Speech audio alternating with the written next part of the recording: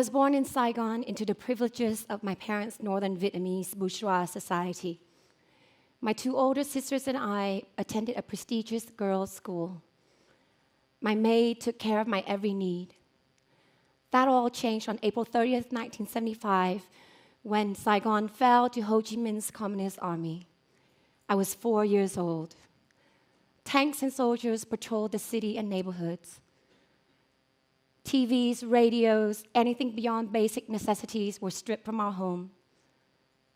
A photo of Ho Chi Minh was hung in our foyer. Because my father was a lieutenant colonel in the non-communist army, he was taken to re-education camp.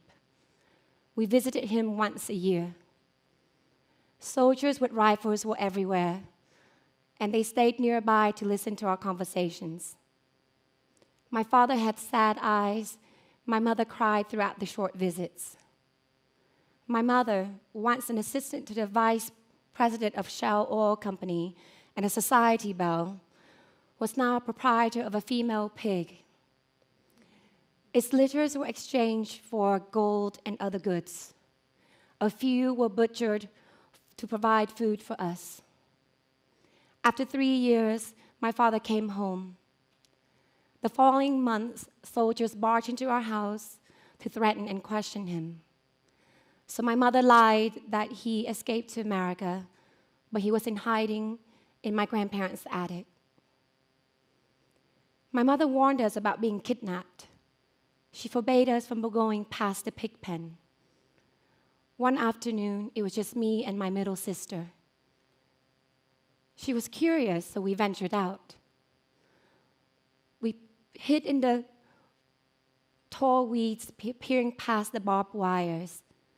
Suddenly, we heard, "Come out." A communist soldier with a rifle. A boy of maybe 14, 15.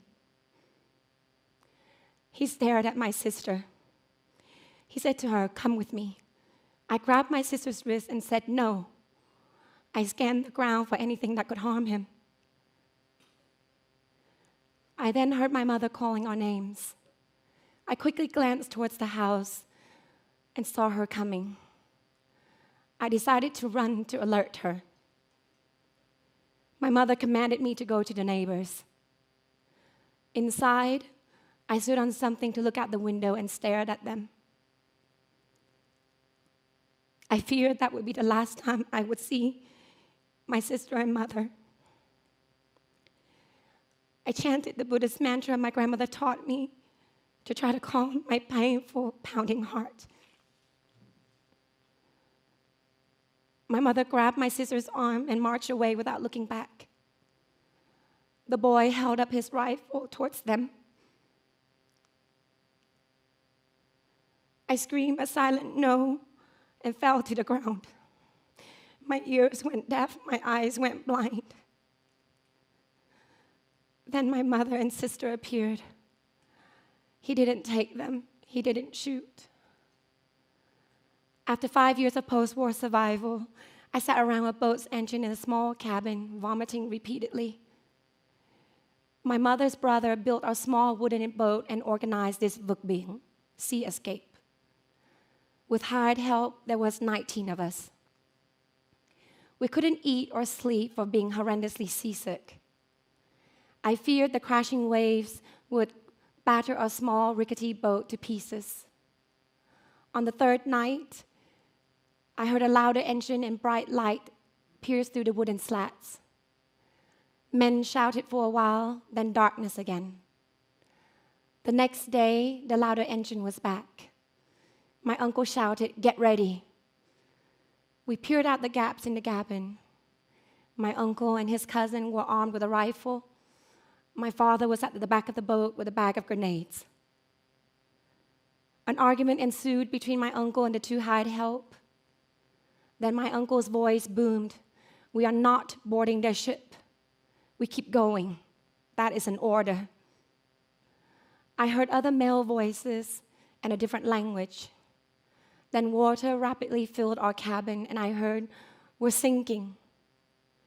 Commotion of feet running, shouting movement all around. Suddenly, An arm grabbed me through the small window next to me. It was a Thai pirate. He dragged me dangling along a rope tied from our boat to a ship. He flung me onto the ship like a rag doll. The high hands destroyed the water-expelling mechanism to sink our boat. They wanted the pirate ship to rescue us. On the ship, my sister screamed as a pirate patted her down. He took the bag of jewels given to her by my mother to hide. That night, they surrounded us like vultures as we laid in the middle on deck. I stared at them and repeated the Buddhist chant in my head. In the middle of the night, I was pulled to standing. A life jacket was quickly and roughly snapped onto me. Then I was thrown overboard. A pirate in the water caught me. He tightly tied my waist to a raft opposite my middle sister. The way I was tied, I faced out to the ocean. It looked like a huge black water monster that angrily attacked me. Its waves thrashed my malnourished, flailing body. I screamed but was continuously suffocated by salty water. The rope burnt my skin. I started losing consciousness. I thought, this is where I die. I forced my eyes open and saw my sister's terrified face shouting, "Look at me, kick, kick." She exaggerated, holding breath and exhaling through the waves. I copied her and eventually managed to turn my body towards the palm trees 3 inches tall ahead. 4 hours later, my feet touched sand. We all survived. We were transferred to a refugee camp for Vietnamese boat people. Bed sheets separated each family's area. Food was small rations of fish and rice. During monsoon season, we were soaked due to the flimsy cover. The camp flooded and shit literally floated around us. My parents told us that we could be here a long time. We could die here. If so, we die with dignity. My mother was relentless with keeping us groomed, with her finishing school teachings of sit properly, speak eloquently, don't laugh wide mouth open. That was how she survived, never forgetting who she is. Fluent in French and English, she volunteered to be a translator for a Thai reporter. Together, they interviewed survivors of brutal rape and murder by Thai pirates. The reporter wanted the Thai government and people who were fed up of us washing on their shores to know about the atrocities and our camp living conditions.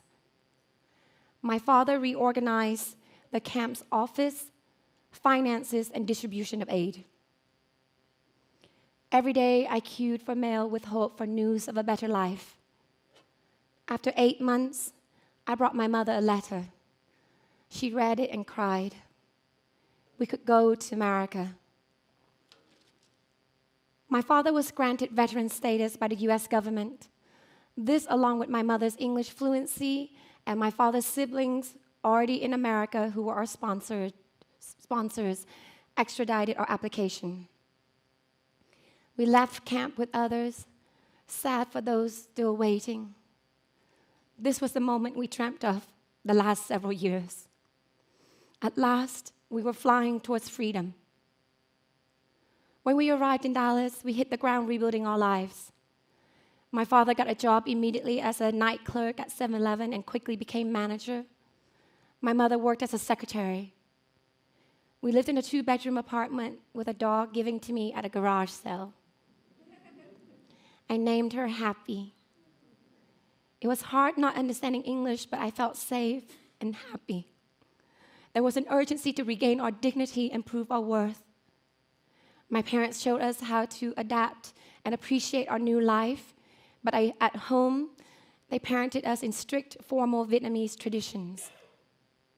We were fascinated by mac and cheese and pizza.